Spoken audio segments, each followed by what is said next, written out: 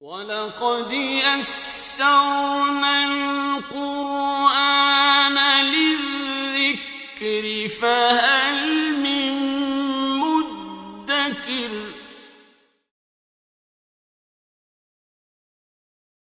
أعوذ بالله من الشيطان الرجيم.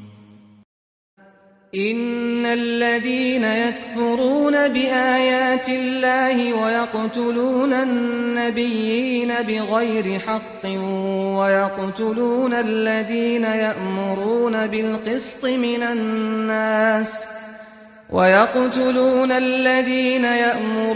بالقسط من الناس فبشرهم بعذاب أليم. أولئك الذين حبطت أعمالهم في الدنيا والآخرة وما لهم من ناصرين. ألم تر إلى الذين أوتوا نصيبا من الكتاب يدعون إلى كتاب الله ليحكم بينهم ثم يتولى فريق منهم وهم معرضون. ذلك بأنهم قالوا لن تمسنا النار إلا أياما معدودات وغرهم في دينهم ما كانوا يفترون. فكيف إذا جمعناهم ليوم لا ريب فيه ووفيت كل نفس ما كسبت وهم لا يظلمون. قل اللهم مالك الملك تؤتي الملك من تشاء وتنزع الملك ممن تشاء وتعز من تشاء وتذل من تشاء بيدك الخير إنك على كل شيء قدير.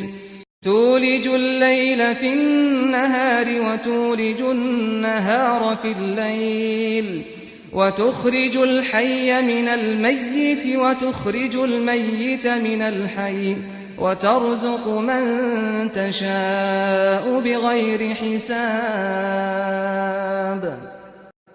لا يتخذ المؤمنون الكافرين أولياء من دون المؤمنين ومن يفعل ذلك فليس من الله في شيء إلا أن تتقوا منهم تقاه ويحذركم الله نفسه وإلى الله المصير.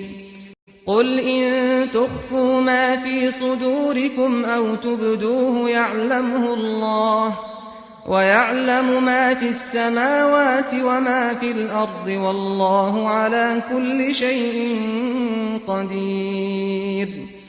يوم تجد كل نفس ما عملت من خير محضرا وما عملت من سوء تود لو أن بينها وبينه أمدا بعيدا ويحذركم الله نفسه والله رؤوف بالعباد.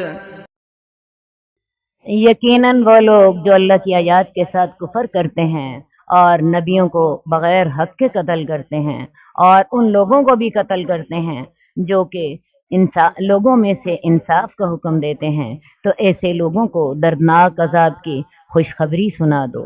ये वो लोग हैं जिनके अमल दुनिया और आखिरत में ज़ाया हो गए और उनके लिए कोई मददगार न होगा। क्या तुमने उन लोगों को नहीं देखा जो कि किताब में से एक हिस्सा दिए गए, उनको अल्लाह की किताब की तरफ दावत दी जाती थी ताकि वो किताब इनके दरमियान फैसला करे, और इनमें से एक फरीक फिर जाता है और वो मुंह मोड़ते होते हैं। यहूद का जिक्र है। यहूद को अपने नस्ली तफाखुर का बहुत ज्यादा एहसास था और वो इस्लाम की दावत कबूल करने के लिए आमादा न थे। ये یہ یہاں پہ انہی کا ذکر کیا جا رہا ہے۔ انہیں کیا تو نے ان لوگوں کو نہ دیکھا جن کو کتاب کا ایک حصہ دیا گیا؟ وہ اللہ کی کتاب کی طرف دعوت دیتے ہیں، دعوت دیے جاتے ہیں تاکہ وہ کتاب ان کے درمیان فیصلہ کرے۔ ایک فریق ان میں سے پھر جاتا ہے اور وہ منہ موڑ رہے ہوتے ہیں۔ یہ اس وجہ سے ہے کہ انہوں نے کہا تھا ہمیں آگ ہرگز نہ چھوئے گی مگر گنتی کے دن، اور ان کو ان کے دین میں دھوکہ دے دیا جو وہ جھوٹ بولا کرتے تھے۔ یہود کے اس آیت میں اوتو نصیبہ من الکتاب سے مراد یہود کے وہ علماء ہیں جو تورات کا کچھ نہ کچھ علم رکھتے تھے، لیکن علم کے باوجود کتاب اللہ کے احکام میں تحریف ان کی عادت بن چکی تھی۔ اس کے علاوہ اس آیت میں یہود کے کتاب اللہ کی کتاب میں تحریف کرنے اور بہت سے دوسرے کبیرہ گناہوں پر دلیر ہونے کی وجہ بتائی گئی ہے۔ ان کے اسلاف نے اپنی طرف سے ایک عقیدہ گڑھ لیا اور اسے اپنی قوم میں پھیلا دیا۔ عقیدہ یہ تھا یہود جہنم میں نہیں جائیں گے، دوزخ کی آگ ان پر حرام کر دی گئی ہے۔ وہ اگر دوزخ میں گئے بھی تو صرف اتنے دن دوزخ میں رہیں گے جتنے دن انہوں نے بچڑے کی پوجا کی تھی۔ دوسری بات جو ان میں بطور عقیدہ رواج پا گئی تھی وہ یہ تھی کہ وہ کہتے تھے ہم اللہ کے بیٹے اور اس کے پیارے ہیں کیونکہ ہم انبیاء کی اولاد ہیں، اور اللہ تعالیٰ یعقوب علیہ السلام سے وعدہ کر چکا ہے کہ ان کی اولاد کو سزا نہ دے گا۔ اسی طرح عیسائیوں نے بھی کفارہ مسیح کا مسئلہ جو تھا وہ رائج کر رکھا تھا، جس کی روح سے حضرت عیسیٰ علیہ السلام اپنی امت کے گناہوں کے کفارے کے طور پر سولی چڑھے اور اب اپنی امت کے گناہوں اور معصیت کا سارا حساب بے باک کر دیا۔ مسلمان بھی اس سلسلے میں پیچھے نہیں رہے۔ ان میں سے کچھ سید ہیں یا سید بنے ہوئے ہیں جنہوں نے اپنے متعلق یہ مشہور کر رکھا ہے کہ ان کی تو پشت ہی پاک ہے، لہٰذا انہیں آگ کا عذاب نہ ہوگا۔ کچھ لوگوں نے دنیا میں بہشتی دروازے بنا رکھے ہیں، جو کوئی ان کے نیچے سے گزر گیا وہ ضرور جنت میں جائے گا، اور کچھ لوگ اپنے پیروں پر تکیہ لگائے بیٹھے ہیں، خواہ وہ زندہ ہیں یا فوت ہو چکے ہیں، کہ وہ ان کی سفارش کر کے انہیں اللہ کی گرفت سے بچا لیں گے۔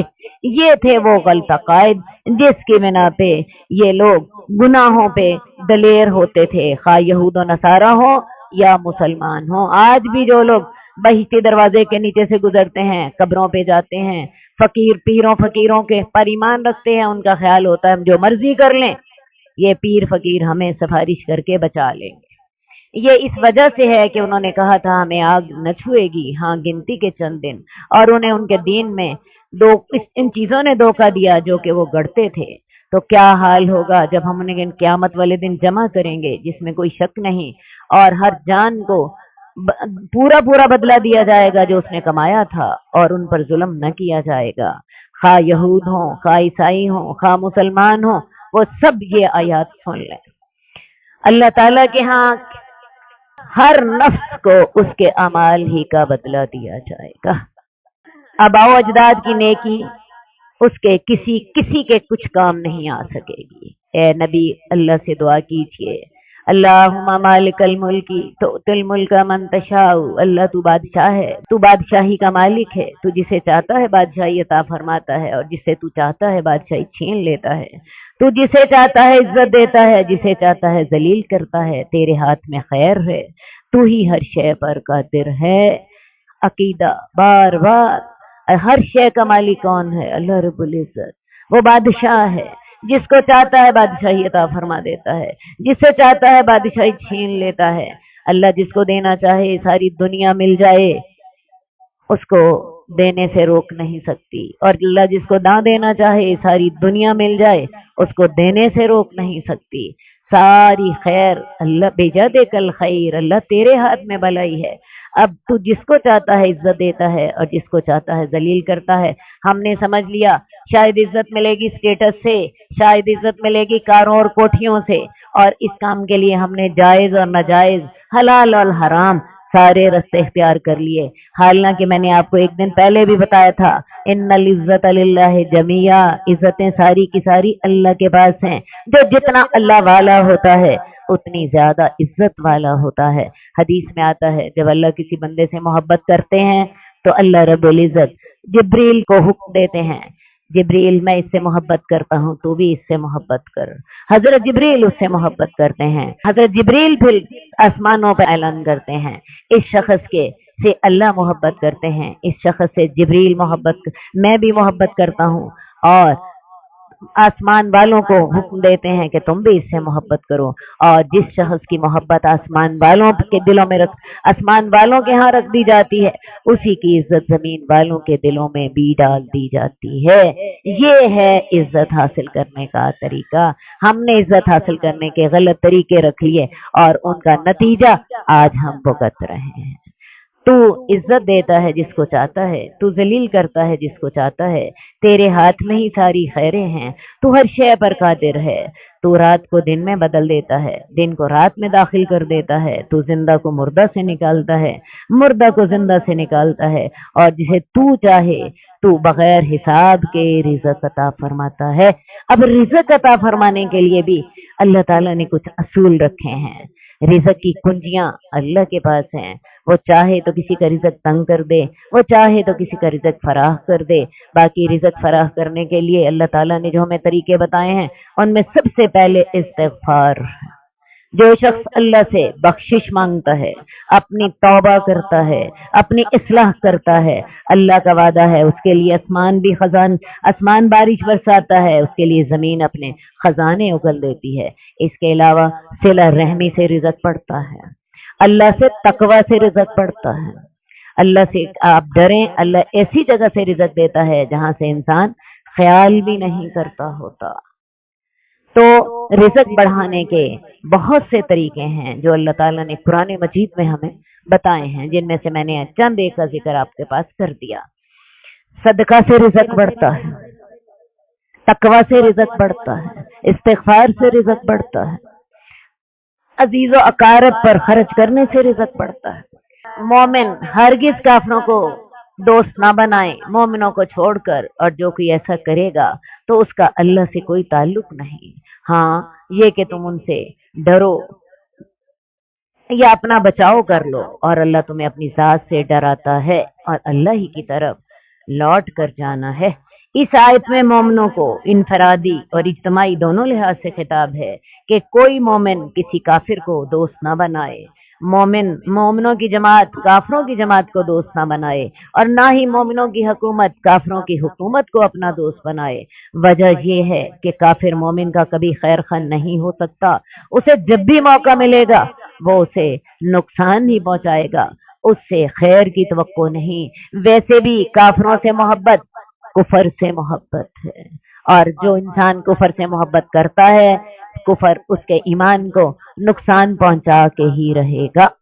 ویسے بھی ہم نے تجربہ کر کے دیکھ لیا، دیکھیے افغانستان کے خلاف ایک مسلمانوں کا ملک تھا، افغانستان کے خلاف ہم نے امریکہ کی مدد کی، نتیجہ کیا نکلا؟ امریکہ نے ہمیں دھمکی دی تھی کہ اگر تم میرا ساتھ نہیں دو گے تو میں تمہیں تورا بورا بنا دوں گا۔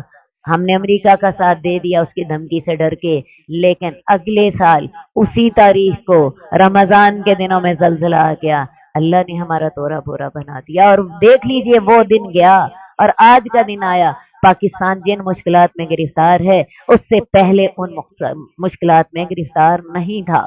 پچھلے 2 سالوں سے دیکھیے بارش عذاب کی صورت اختیار کر گئی ہے۔ پچھلے سال 2 مہینے تک مسلسل سیلاب آتا رہا، یہاں تک کہ قصور تک سیلاب پہنچ گیا۔ پچھلے سال کی ہی ابھی سیلاب کی تباہ کاریاں ختم نہیں ہوئی تھی، پچھلے سال پھر سیلاب آ گیا، اور میں آپ کو بتاؤں اس سال بھی سیلاب آنے کی پیشین گوئیاں موجود ہیں۔ محکمہ موسمیات اعلان کر چکا ہے اس سال مانسون کی بارشیں زیادہ ہوں گی، اور حکومت بھی سیلاب سے بچنے کی انتظامات میں مصروف ہے، لیکن یہ عذاب انسانوں کے روکنے سے نہیں رکتے۔ یہ عذاب ہمیں کس بات کے مل رہے ہیں؟ ہم نے مسلمانوں کے خلاف کافروں کے ساتھ دوستی کر لی، ان کے سامنے سر کو جھکا دیا، دنیا میں بھی ذلیل ہوئے، اور اللہ کے عذاب جو ہیں ان کو بھگت رہے ہیں۔ کون سا عذاب ہے جو ہم پہ نہیں آ رہا؟ بجلی کی لوڈ شیڈنگ، کبھی تیل نہیں مل رہا ہوتا، کبھی گیس نہیں مل رہی ہوتی، حالانکہ سوئی کے مقام پر ہمارے پاس اتنے بڑے ذخائر ہیں جو کہ صدیوں تک کافی ہو سکتے ہیں. یہ ساری بے برکتیاں جو ہیں اللہ کی احکامات کی نافرمانی کرنے کے نتیجے میں ہمارے اوپر مسلط ہو کر رہ گئی ہیں. اور یہ نتیجہ تھا کافروں کو دوست بنانے کا. مومن ہرگز کافروں کو دوست نہ بنائیں مومنوں کو چھوڑ کر. اور جو ایسا کرے گا اللہ کا اس سے کوئی بھی تعلق نہیں، ذرا بھی تعلق باقی نہیں رہتا. کچھ آئیے کہ ہم اسے خالق اور مالک اور اپنا آقا سمجھیں، اس کا اللہ کا اس سے کوئی تعلق نہیں ہے. ہاں ایک ایکسپشنل کیس ضرور ہے کہ تم ان سے اپنا بچاؤ کرنا چاہتے ہو اور اللہ تعالیٰ تمہیں اپنی ذات سے ڈراتا ہے اور اللہ ہی کی طرف لوٹ کر جانا ہے. اے نبی فرما دیجئے اگر تم چھپاؤ گے جو تمہارے سینوں میں ہے یا اسے ظاہر کرو گے اللہ اسے جانتا ہے. کفار سے دوستی کے بارے میں اگر دل میں بھی خیال رکھو گے اللہ اس کا علم رکھتا ہے. وہ جانتا ہے جو آسمانوں میں ہے اور جو زمین میں ہے اور اللہ تعالیٰ تو ہر شے پر قادر ہے. قیامت والے دن ہر نفس جو اس نے عمل کیا ہوگا، کوئی خیر کا عمل کیا ہوگا اسے اپنے سامنے موجود پائے گا، اور جو اس نے برے عمل کیے ہوں گے وہ تمنا کرے گا کاش اس عمل کے درمیان اور میرے درمیان لمبا فاصلہ ہو جائے. اور اللہ تعالیٰ تمہیں اپنی ذات سے ڈراتا ہے. اللہ کی ذات سے ڈر جاؤ. اللہ تمہیں اپنی ذات سے ڈراتا ہے. اللہ کی ذات سے ڈر جاؤ. اور اسی کا نام ہے تقوی. تقوی کا حکم میرا خیال ہے ایک دن میں ہم 50 دفعہ پڑھ لیتے ہیں. اور اللہ تعالیٰ اپنے بندوں کے ساتھ شفقت کرنے والا ہے. جب انسان اللہ کا فرما بردار ہو جاتا ہے تو پھر اللہ اپنے بندے کے لیے رؤوف الرحیم ہوتے ہیں. اے نبی فرما دیجئے اگر تم اللہ سے محبت کرتے ہو تو میری پیروی کرو. اللہ تم سے محبت کرے گا اور تمہارے گناہ معاف کر دے گا. اور اللہ تعالیٰ تو بخشنے والا اور مہربان ہے. اللہ سے محبت کے دعوے کرنے والے بہت ہیں اور رسول سے محبت کے دعوے کرنے والے بھی بہت ہیں، لیکن ان کی محبت کا معیار کیا ہے؟ رسول اللہ صلی اللہ علیہ وسلم کی پیروی. رسول اللہ صلی اللہ علیہ وسلم کی جو پیروی کرتا ہے وہ اللہ کی محبت بھی پا لیتا ہے اور رسول اللہ صلی اللہ علیہ وسلم کی محبت بھی پا لیتا ہے. اور اللہ کی جو رسول اللہ صلی اللہ علیہ وسلم کی پیروی کے بارے میں ایک حدیث آپ کو سنا کے میں آگے چلتی ہوں. اللہ کے رسول فرماتے ہیں کل امتی یدخلون الجنہ الا من ابا. میری تمام امت جنت میں داخل ہوگی ہاں جو جنت میں جانے سے خود انکار کر دے. قیل ومن ابا. صحابہ نے سوال کیا یا رسول اللہ جنت میں جانے سے کون انکار کرتا ہے؟ آپ نے فرمایا جس نے میری پیروی کی وہ جنت میں داخل ہو گیا اور جس نے میری نافرمانی کی اس میں نے جنت میں جانے سے خود انکار کر دیا. ہمارے ہاں عشق رسول اور عشق الہی کی اصطلاحیں استعمال کی جاتی ہیں، لیکن یہ اصطلاحیں استعمال کرنے والے خود اللہ کے احکامات سے بے بہرہ ہوتے ہیں. نماز کا وقت آتا ہے تو اتنی تکلف بھی گوارا نہیں کرتے کہ اٹھ کے اللہ کی پکار پر لبیک کہہ دیں. اور 7 دعوے ہوتے ہیں عشق رسول کے اور عشق الہی کے. تو میری بہنوں اللہ سے محبت کرنے کا ایک ہی طریقہ ہے. کیا؟ اگر تم اللہ سے محبت کرتے ہو تو رسول اللہ صلی اللہ علیہ وسلم کی پیروی کرو. رسول اللہ صلی اللہ علیہ وسلم کی پیروی سے، سنت کی پیروی سے آپ کو اللہ کی محبت حاصل ہوگی، رسول اللہ صلی اللہ علیہ وسلم کی محبت حاصل ہوگی. دونوں کی محبت کا معیار سنت کی پیروی ہے. رسول اللہ صلی اللہ علیہ وسلم کے کو اپنا اسوہ حسنہ بنانا ہے. اللہ تم سے محبت کرے گا، تمہارے گناہ معاف کر دے گا اور اللہ تعالیٰ تو بخشنے والا اور مہربان ہے. کہہ دیجیے اللہ کی اطاعت کرو اور رسول کی اطاعت کرو. وہی اب ایک دوسرے پیرائے میں اللہ نے فرما دیا اللہ کی اطاعت کرو اور اللہ کے رسول کی فرما برداری کرو. اور اگر تم پھر جاؤ تو اللہ تعالیٰ ایسے کافروں سے، ایسا شخص کافر ہو جاتا ہے جو اللہ یا اللہ کے رسول کی پیروی نہیں کرتا وہ کافر ہوتا ہے اور اللہ ایسے کافروں سے محبت نہیں کرتا.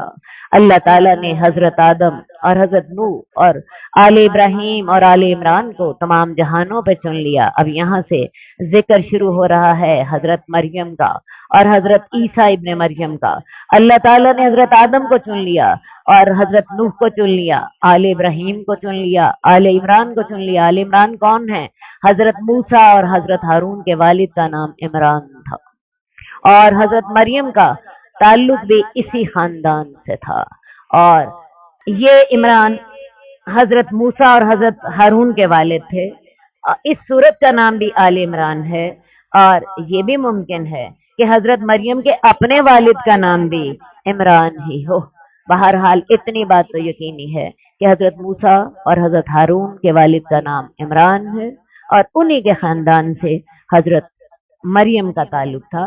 حضرت مریم کے اپنے والد کا نام بھی ممکن ہے کہ عمران ہو، کیونکہ آیت کے لفظ میں امرات عمران، عمران کی بیوی کا ذکر آتا ہے۔ یہ سب ایک دوسرے کی اولاد ہیں۔ حضرت آدم کی اولاد حضرت نوح ہیں، حضرت نوح کی اولاد میں سے حضرت ابراہیم ہیں، اور حضرت ابراہیم کی اولاد میں سے آل عمران ہیں۔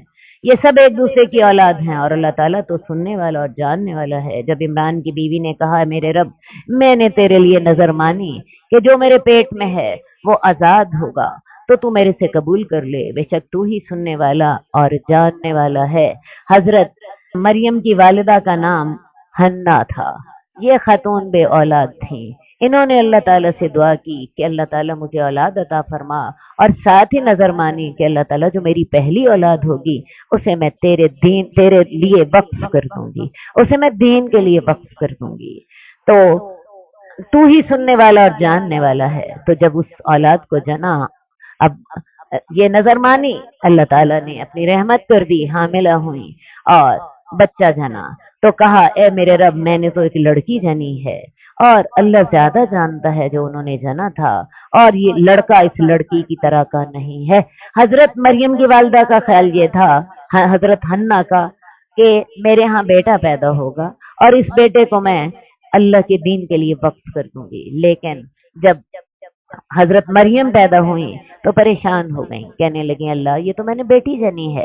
اللہ نے تسلی دیتے ہوئے فرمایا کہ اگر تمہارا بیٹا ہوتا تو وہ اس بیٹی جتنا بابرکت نہ ہوتا، کبھی لڑکی لڑکے سے زیادہ برکت والی ہوتی ہے، اور نہیں لڑکا اس لڑکی جیسا نہ ہوتا، اور میں نے اس کا نام مریم رکھا ہے، اور اللہ میں اسے اور اس کی اولاد کو تیری پناہ میں دیتی ہوں شیطان مردود سے۔ اب یہ ہے، ان کا نام مریم رکھا، اور ساتھ ہی اللہ سے یہ بھی کہا کہ اللہ میری اس اولاد کو اور اس کی جو اولاد ہوگی اسے شیطان مردود سے اپنی پناہ میں رکھنا۔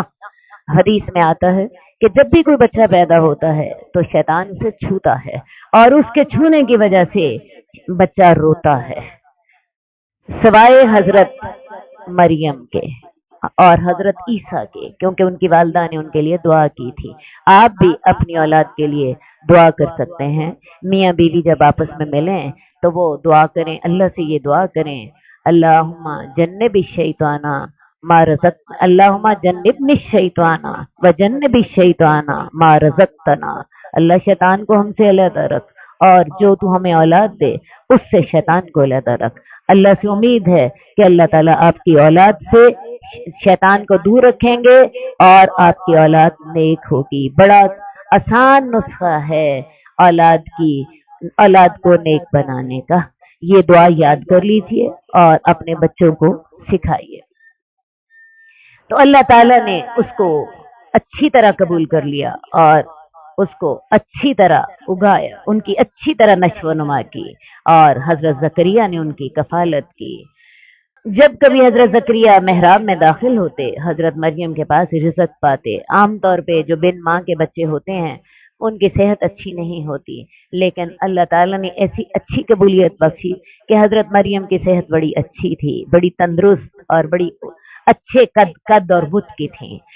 ان کی کفالت ان کے سگے خالو حضرت زکریا نے کی۔ حضرت زکریا اس دور میں نبی تھے اور بے اولاد تھے، اور حضرت مریم کی خالہ حضرت زکریا کی بیوی تھی، تو ان کی کفالت حضرت زکریا نے کی۔ جب کبھی حضرت زکریا محراب میں حضرت مریم کے پاس داخل ہوتے، ان کے پاس رزق پاتے، کہتے ہیں مریم تیرے پاس یہ کہاں سے آیا ہے؟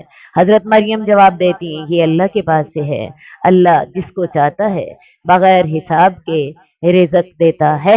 اب یہ ہے کہ حضرت مریم جو تھیں ان حضرت زکریا کے گھر میں پرورش پائی، جب ذرا بڑی ہوئی تو بیت المقدس میں آ گئیں، اور وہاں حجرے بنے ہوتے تھے ان میں قیام پذیر ہو گئیں۔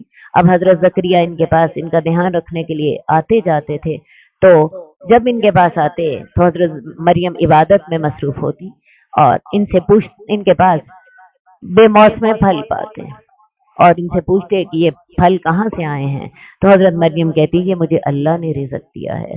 حضرت ان الفاظ سے ہی آپ کو پتہ چل گیا ہوگا کہ حضرت مریم عام بچوں کی طرح کھلنڈری اور بے پرواہ نہیں تھی، بچپن سے ہی عبادت گزار، بڑی پاک باز اور بڑی سنجیدہ تھی۔ تو حضرت زکریا نے جب ان کا یہ جواب سنا، دل بھر آیا، اسی جگہ پہ اللہ سے دعا کی، اے میرے رب مجھے اپنے پاس سے پاکیزہ اولاد عطا کر، تو سننے والا ہے دعا کو۔ دل میں خیال آیا اللہ تو مریم کو بے موسم پھل دے سکتا ہے، مجھے بے موسمی اولاد کیوں نہیں دے سکتا؟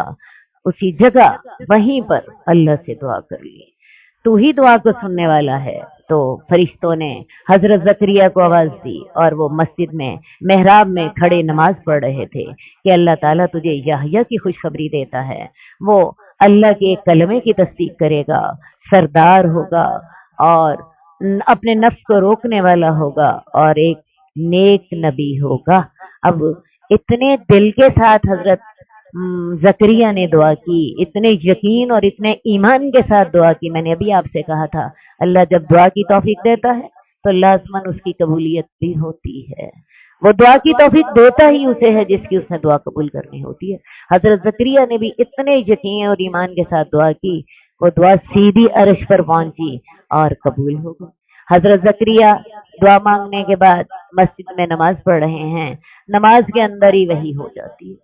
وہی کیا ہوتی ہے کہ اللہ تعالیٰ تجھے یحییٰ کی خوشخبری دیتا ہے، اللہ تجھے ایک بیٹے کی خوشخبری دیتا ہے، اور اس بیٹے کا نام بھی اللہ نے خود رکھ دیا یحییٰ۔ یحییٰ کا مطلب ہے وہ زندہ رہے، وہ زندہ رہنے والا ہوگا، اور وہ ایک اللہ کے ایک کلمے کی تصدیق کرنے والا ہوگا۔ یہ کلمۃ اللہ جو ہیں یہ حضرت عیسیٰ ہیں، وہ حضرت عیسیٰ کی تصدیق کریں گے، سردار ہوں گے، اپنے نفس کو روکنے والے ہوں گے، اور نبی ہوں گے اور صالح ہوں گے۔ 5-7 خوشخبریاں ساتھ دے دیں، ان کا نام بھی رکھ دیا۔ پہلے تو بیٹے کی بشارت دی، یہ بھی بتایا وہ نبی ہوگا، یہ بھی بتایا نیک ہوگا، سردار ہوگا، اور اس کا نام یحییٰ ہوگا، اور وہ اللہ کے ایک اور نبی حضرت عیسیٰ علیہ السلام کی تصدیق بھی کرے گا۔ کہا اے میرے رب میرے ہاں لڑکا کیسے ہو سکتا ہے، میں تو بڑھاپے کو پہنچ چکا اور میری بیوی بانجھ ہے۔ کہا اسی طرح اللہ جو چاہتا ہے وہ کرتا ہے۔ حضرت زکریا اول سے آخر تک ایک انسان تھے، اور انسان کے ایمان کا معاملہ یہ ہے کہ کبھی تو ایمان اتنا زیادہ بڑا ہوتا ہے اور کبھی انسان ایک عام انسان کی سطح پر ہوتا ہے۔ اس وقت تو ایمان اتنا بڑا ہوا تھا، اللہ سے بڑے یقین کے ساتھ دعا کی اللہ تو بے موسم پھل دے سکتا ہے تو مجھے بے موسمی اولاد بھی دے سکتا ہے۔ لیکن جب وہ خوشخبری مل گئی تو پھر ایک عام انسان کی طرح کہتے ہیں اللہ میں کیسے میرے ہاں بچہ ہو سکتا ہے، میں تو بوڑھا ہو گیا، میرے ہاں تو جوانی میں اولاد نہ ہوئی، بڑھاپے میں کہاں سے ہوگی، میری بیوی بانجھ ہے، جس نے جوانی میں نہ جنا بڑھاپے میں کیسے جنے گی۔ اللہ تعالیٰ نے کہا اللہ جو چاہتا ہے وہ کرتا ہے، اور قرآن مجید میں آتا ہے کہ اللہ تعالیٰ نے پھر ان کی بیوی کو تندرست کر دیا۔ جوانی میں تو وہ بانجھ تھی، بڑھاپے میں ان کو مینسز آنے لگے، اور اس کے بعد اللہ کے حکم کے ساتھ وہ حاملہ ہو گئیں۔ کہا میرے رب میرے لیے نشانی بنا دے۔ کہا تیری نشانی یہ ہے کہ تو لوگوں سے 3 دن تک اشارے کے علاوہ کلام نہ کر سکے گا۔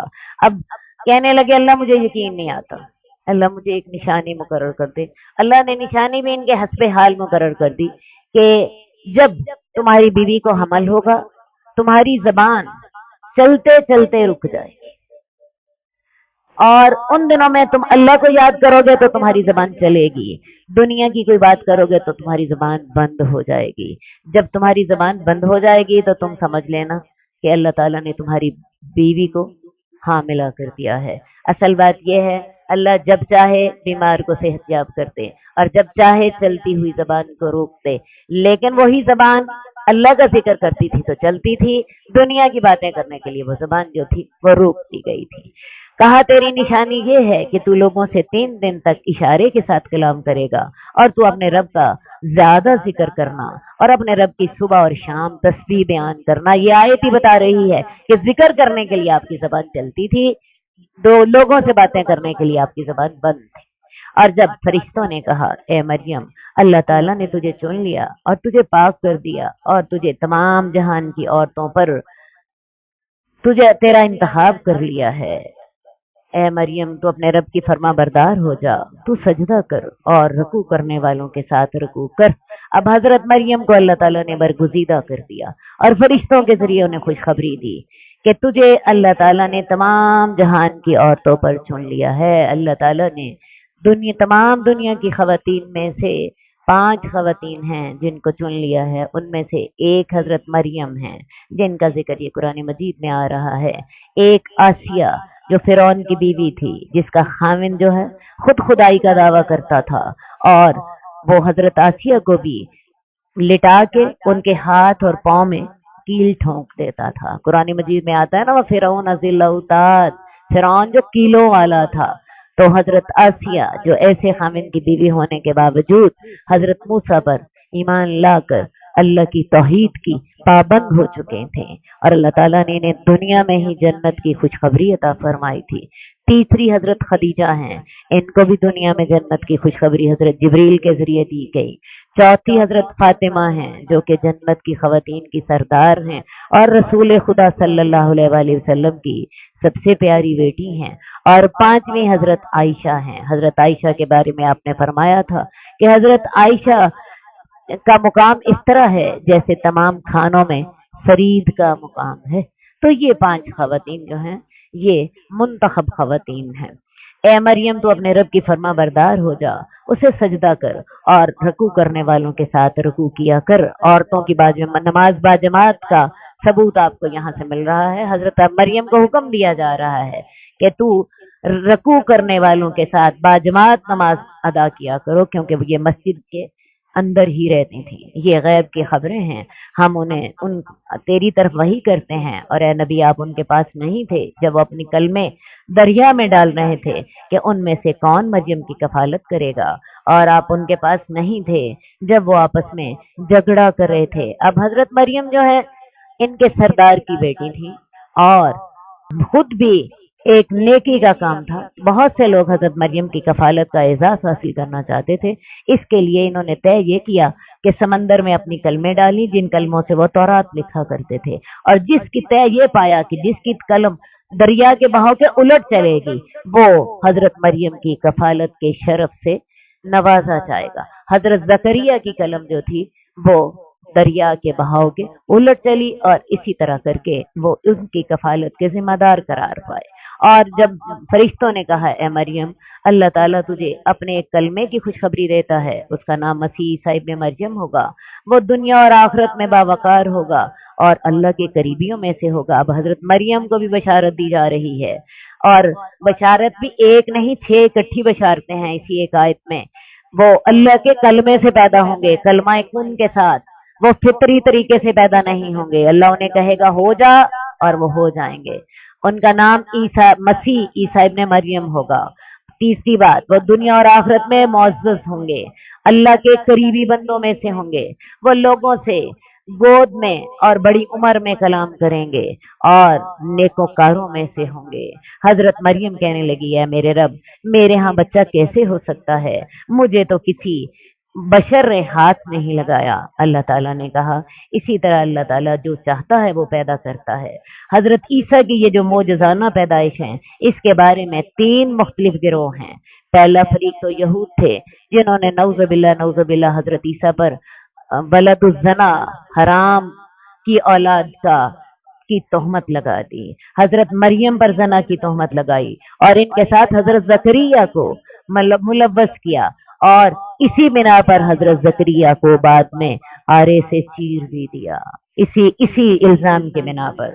دوسرا گروہ عیسائیوں کا ہے جو یہ کہتے ہیں کہ حضرت مریم کی منگنی ان کے چچا زاد بھائی یوسف نجار سے ہوئی تھی، مگر ابھی نکاح نہیں ہوا تھا کہ انہیں اللہ کی قدرت سے حضرت عیسیٰ کا حمل ٹھہر گیا۔ اور اس کے بعد نصارہ کا خیال یہ ہے کہ حضرت مریم نے حضرت یوسف سے شادی کی اور اولاد بھی ہوئی۔ یہ فریق اپنے بیان کے مطابق انجیل کے حوالے بھی پیش کرتا ہے، یعنی ان کے نزدیک حضرت عیسیٰ کی پیدائش تو معجزانہ طریقے سے ہوئی، لیکن اس کے بعد حضرت مریم کی شادی یوسف نجار سے، ان کے پہلے منگیتر سے ہوئی، اور ان کی اور اولادیں بھی ہوئی۔ اور تیسرا گروہ ایسے لوگوں کا ہے جو معجزوں کے منکر ہیں، وہ حضرت عیسیٰ کی بغیر باپ کے پیدائش کے قائل ہی نہیں ہیں، اور ان کا کہنا یہ ہے کہ حضرت یوسف سے ان کا جو بچہ جو ان کا نکاح ہو چکا تھا کہ ان دونوں کے تعلقات کے ساتھ حمل ٹھہرا۔ یہ وہ لوگ ہیں جو کہ معجزات کے قائل نہیں، حالانکہ قرآن ہمیں بارہا کہتا ہے کہ حضرت عیسیٰ کی پیدائش معجزے کے ذریعے ہوئی ہے۔ ویسے بھی اگر وہ یوسف نجار کے بیٹے تھے تو قرآن مجید انہیں عیسیٰ ابن مریم کیوں کہتا ہے؟ انہیں مریم کا بیٹا کیوں کہتا ہے؟ انہیں یوسف نجار کا بیٹا کیوں نہیں کہتا؟ تو یہ تین گروہ ہیں حضرت عیسیٰ کی معجزانہ پیدائش کے سلسلے میں۔ اللہ تعالیٰ نے کہا، اسی طرح اللہ جو چاہتا ہے پیدا کرتا ہے، جب وہ کسی معاملے کا فیصلہ کر لیتا ہے تو اسے کہتا ہے ہو جا، تو وہ ہو جاتا ہے۔ اور اللہ تعالیٰ نے اس کو کتاب سکھائی اور اس کو حکمت سکھائی اور تورات اور انجیل سکھائی اور انہیں بنی اسرائیل کی طرف رسول بنا کر بھیجا۔ میں تمہارے پاس اللہ تعالیٰ کی طرف سے معجزات لے کر آیا ہوں۔ میں تمہارے لیے مٹی سے ایک پرندے کی شکل کا ایک پرندہ بناتا ہوں، میں اس میں پھونک مارتا ہوں تو وہ اللہ کے حکم سے حقیقی پرندہ بن جاتا ہے، اور میں مادرزاد اندھے کو اور کوڑی کو تندرست کر دیتا ہوں۔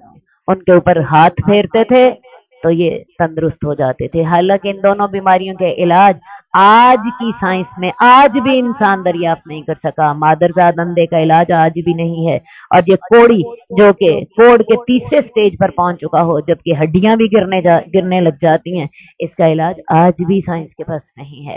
حضرت عیسیٰ ان پر ہاتھ پھیرتے تھے، تندرست ہو جاتے تھے۔ اور میں مردوں کو اللہ کے حکم سے زندہ کرتا ہوں، میں تمہیں خبر دیتا ہوں جو تم کھاتے ہو اور جو تم اپنے گھروں میں ذخیرہ کرتے ہو۔ ان تمام باتوں میں تمہارے لیے نشانیاں ہیں اگر تم واقعی ایمان والے ہو۔ اور میں تصدیق کرتا ہوں جو میرے سے پہلے تورات آئی تھی، اور میں اس لیے آیا ہوں تاکہ تم پر وہ چیزیں حلال کر دوں جو تم پر حرام کر دی گئی تھیں، اور میں تمہارے اوپر تمہارے رب کی طرف سے معجزات لے کر آیا ہوں۔ اللہ سے ڈرو اور میری فرما برداری کرو۔ یقیناً اللہ میرا بھی رب ہے اور تمہارا بھی رب ہے، یہی سیدھا راستہ ہے۔ تو جب حضرت عیسیٰ نے ان سے کفر کو محسوس کیا تو کہا، میرا اللہ کے ہاں کون مددگار ہوگا؟ حضرت عیسیٰ نے ویسے تو اپنے بچپن میں کلام کیا ہے، قرآن مجید ہمیں بہت جگہ پہ یہ ثبوت دیتا ہے کہ حضرت عیسیٰ نے جب یہود نے حضرت مریم پر زنا کا الزام لگایا تو حضرت عیسیٰ اس وقت بولے اور انہوں نے کہا، انی عبد اللہ، میں اللہ کا بندہ ہوں، آتانی الکتاب وجعلنی نبیا وجعلنی مبارکا اینما کنت واوصانی بالصلاۃ والزکاۃ ما دمت حیا، سورہ مریم کی آیات ہیں۔ تو حضرت عیسیٰ کو اسی وقت ہی نبوت مل چکی تھی جس وقت وہ ماں کی گواہی دینے کے لیے بولے تھے۔ باقی 30 سال کی عمر میں حضرت عیسیٰ علیہ السلام نے لوگوں کو دعوت کا پیغام دینا شروع کیا۔ 33 سال کی عمر میں آسمان پر اٹھائے گئے، اور حضرت عیسیٰ ان 3 سالوں میں مختلف علاقوں میں گھوم پھر کر اللہ کا پیغام پہنچاتے رہے۔ انہیں محسوس ہو گیا کہ لوگ جو ہیں وہ میری دعوت کو قبول نہیں کر رہے، اور ایسا نہ ہو کہ میری جان ختم کر دی جائے، جیسا کہ یہود حضرت عیسیٰ کی مخالفت کرتے تھے۔